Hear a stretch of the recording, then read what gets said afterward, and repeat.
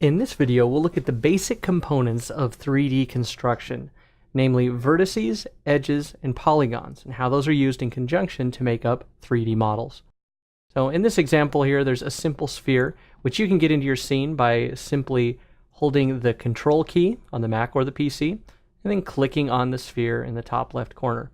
That will place a simple sphere in your scene that will look just like this one. So the very basic component of 3D is a vertex. And vertices are simply a point in 3D space. It has an X, a Y, and a Z position. Vertices by themselves are not rendered. They're just a part of the larger 3D world, which is actually polygons. So an edge is a combination of two vertices. So you can see here's an edge selected. It has a vertex on the left and on the right, and that's an edge. So in order to get something that's actually visible, at least 3 edges and 3 vertices need to be combined to create a polygon. Now, this is what's known as a quad, a 4-sided polygon.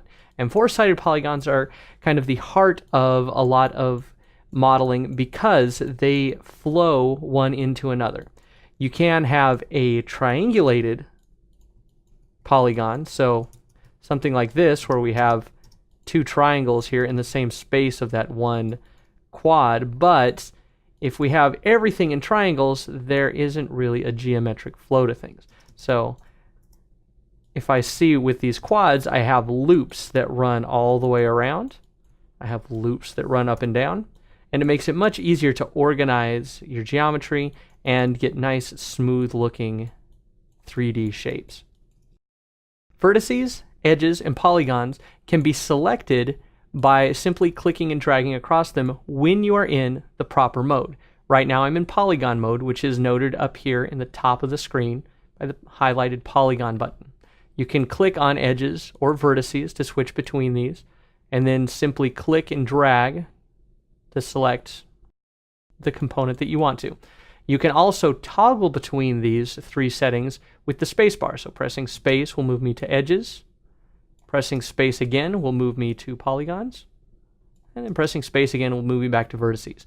It's important to note that when I switch between the 3 modes with the spacebar, I retain the selection that I had made before switching out of that mode. So if I select, just say, these 2 vertices right here, and then these 4 edges here, and then this polygon here, and now if I toggle back between them, I can retain that selection. And if you want one more way to select those, you can also use the 1, 2, and 3 keys. Again, you'll retain your selections, and that makes it easy to hop back and forth between your different modes. So 1, 2, and 3, using the spacebar to toggle, or by simply clicking on these, you can quickly select and work with vertices, edges, and polygons. One more note about these is that if you hold the Option key, you'll see that all 3 of these options change from vertices, edges, and polygons to convert. So with a polygon selected, I can hold down the Option key and convert that selection into edges, or holding it down again, I can convert that selection into vertices. Finally, if I have a group of polygons selected, like this, we'll say, if I hold down the Control key in polygons, we'll see that edges changes to boundary. Now, the difference between converting to just simple edges and converting to a boundary is that the internal edges aren't selected. That way I just have this ring of edges that surrounds the entire polygonal selection. That way you can quickly convert your current selection in one of these modes into the other modes. So learning to control and use vertices, edges, and polygons is key to making good 3D models.